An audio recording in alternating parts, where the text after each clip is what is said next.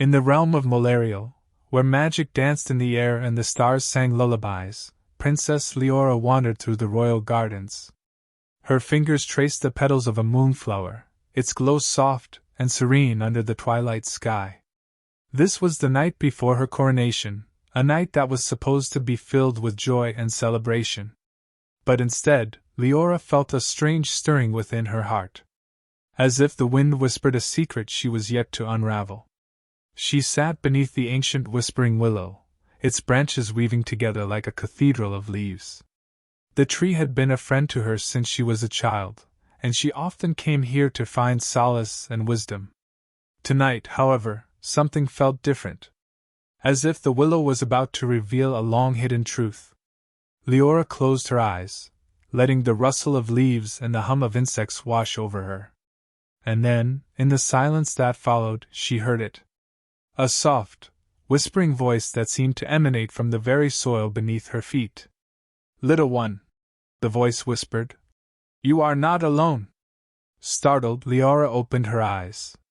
The branches of the willow swayed gently, as if acknowledging the presence of the voice. "What do you mean?" she asked, her voice barely above a whisper. "I don't understand." The whispering grew louder, more insistent. "You have a gift, child. A gift that connects you to the very heart of nature. A gift that can save us all." The words sent a shiver down Leora's spine. Could it be true? Could she really have this power? Just then, she heard a distant cry echo through the forest. A cry for help. Without hesitation, Liora sprang to her feet.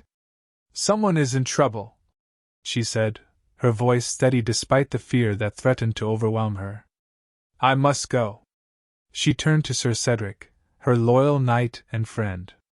"Come with me, Sir Cedric," she said. "Together, we must seek the guidance of the Whispering Willow. For only she can help us now." As they set off into the forest, Leora's heart raced with both fear and determination. She knew that the fate of her kingdom lay in the balance, and she would do whatever it took to save them. Even if it meant confronting the dark forces that threatened to destroy everything she held dear. The forest grew darker with each step they took, the canopy above blocking out what little light remained. The air grew thick with the scent of earth and leaves, and the sound of unseen creatures scurrying through the underbrush. Sir Cedric, ever vigilant, scanned the shadows, his sword at the ready. Liora, however, focused inward, her senses attuned to the whispers of the forest. She could feel the energy of the trees pulsing around her, like a living, breathing organism. As they ventured deeper into the woods, they came upon a clearing surrounded by ancient, towering trees. In the center stood the Whispering Willow, its branches swaying gently in the breeze. Liora approached the tree cautiously, her heart pounding in her chest. "O wise one," she whispered, "please guide us. Show us the way to save our kingdom." The willow's leaves rustled in response, as if acknowledging her presence. A sudden gust of wind swept through the clearing, lifting Leora's hair and sending a chill down her spine. In the distance, she could hear the faint sound of hoofbeats growing louder with each passing moment. She turned to Sir Cedric, her eyes wide with fear and determination. "They're coming," she said, her voice barely audible over the wind. "We must be prepared." Sir Cedric nodded grimly, his hand gripping the hilt of his sword. "I'm ready, my lady," he said, his voice steady and reassuring. "Together, we shall face whatever dangers lie ahead." As the sound of approaching hoofbeats grew louder, they stood side by side before the Whispering Willow, their backs straight and their heads held high. They were ready to face the darkness, and to bring light back to the kingdom. The clearing seemed to grow still as the riders entered, their faces obscured by shadowy hoods. They were a formidable sight, their horses stamping impatiently at the ground and their weapons gleaming in the faint light. Liora took a deep breath, focusing on the energy of the forest around her, drawing strength from the ancient willow. As the riders drew closer, she could see that they were not knights like Sir Cedric, but rather dark figures shrouded in black. Their faces were hidden behind masks, their hands wrapped in black cloth. Their horses were not the proud steeds of her kingdom, but instead were misshapen beasts with glowing red eyes. They seemed to move with a sinister grace, their every movement ominous and foreboding. Liora reached out to touch the trunk of the Whispering Willow, feeling its strength coursing through her. "We must stop them," she whispered to Sir Cedric. "They mean to destroy everything we hold dear." He nodded grimly in reply. The dark riders drew to a halt before them, their leader dismounting and stepping forward. He removed his hood, revealing a face twisted by madness and corruption. His eyes were red and wild, his lips curled into a malicious sneer. "You have interfered with our plans, child," he hissed, his voice dripping with venom. "Now you shall pay the price." Liora felt a chill run down her spine at the sight of the man before her. She knew that she could not simply stand and wait for him to strike. She had to act. Drawing on her newfound power, she summoned a blast of wind, sending leaves and twigs swirling around the clearing. The dark riders were caught off guard, their horses whinnying and sidestepping as they struggled to maintain their footing. Sir Cedric took advantage of the distraction, charging forward and engaging the leader in battle. As they fought, Liora focused on the willow once more, using its energy to enhance her abilities. She summoned another gust of wind, knocking the leader's sword from his hand. With a cry of rage, he drew a dagger from his belt and lunged at her. Liora barely managed to dodge the blade, feeling it graze across her shoulder. Pain shot through her, but she refused to let it slow her down.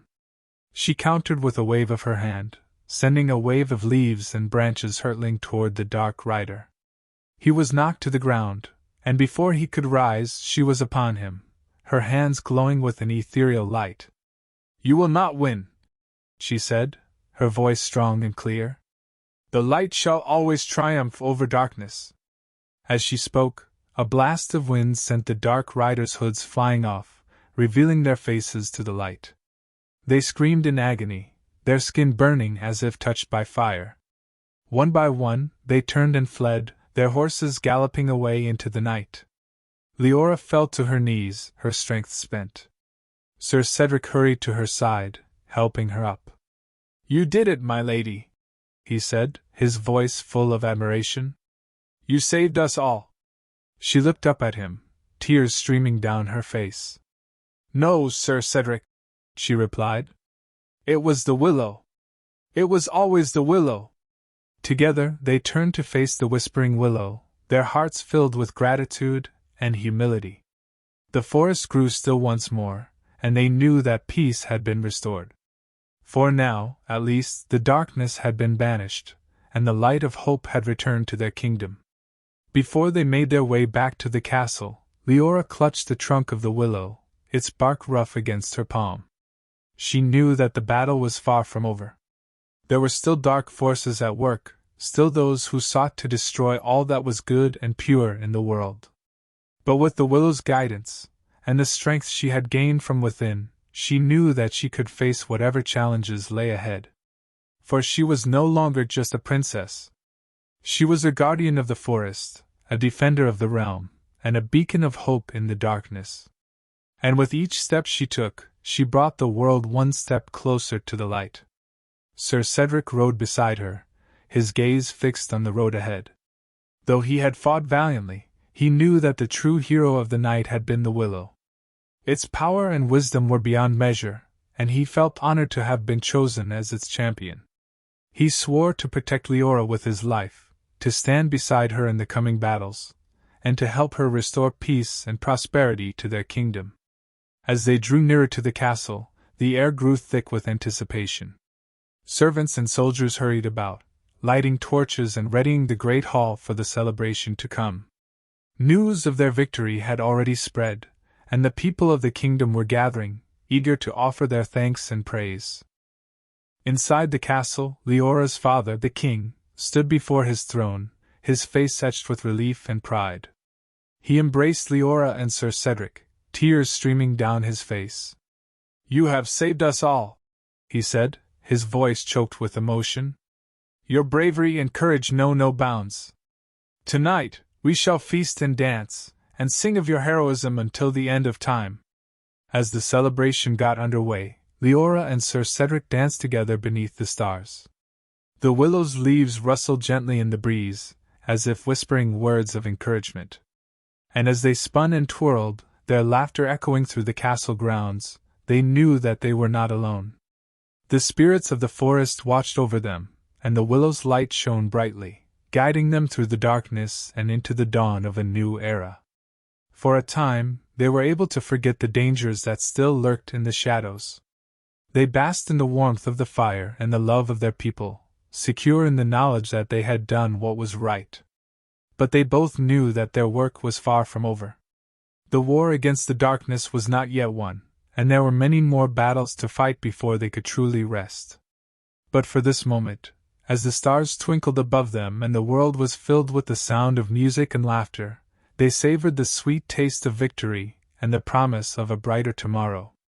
As the night wore on, Liora and Sir Cedric retired to her chambers, their hearts and minds filled with hope and determination. They lay together on her bed of silk and velvet, the scent of jasmine filling the air. Liora felt a newfound sense of strength coursing through her veins, and she knew that she was no longer the same girl who had once dwelled in these halls. She was a queen now, and the weight of her responsibilities did not sit lightly upon her shoulders. But she also felt a newfound sense of purpose, and she knew that she would not rest until peace was restored and the light of justice once again shone brightly upon the land. Sir Cedric looked into her eyes, his own filled with admiration and love. "You are the bravest woman I have ever known," he whispered, his voice thick with emotion. "With you by my side, I know that we can face anything." And as they lay there in the stillness of the night, their hearts beating as one, they knew that the darkness had met its match. For together, they were unstoppable. They were the champions of the light, and they would not rest until the world was once again safe for all who dwelled within it. The willow swayed gently in the breeze outside Leora's window, its branches reaching toward the stars. Its leaves rustled softly, as if carrying the whispers of 1,000 secrets. And as Liora listened to the sound, she knew that the journey was only beginning. But she also knew that she was not alone. The willow would always be with her, guiding her steps and lighting the way forward. For she was more than just a princess. She was the guardian of the willow, and together, they would bring peace and justice to a world that so desperately needed it. And in the end, that was all that truly mattered. Thank you for watching this video. I hope you enjoyed it. If you did, please subscribe to stay updated with our latest stories, give us a like if you want to see more, and drop a comment below to let us know your thoughts.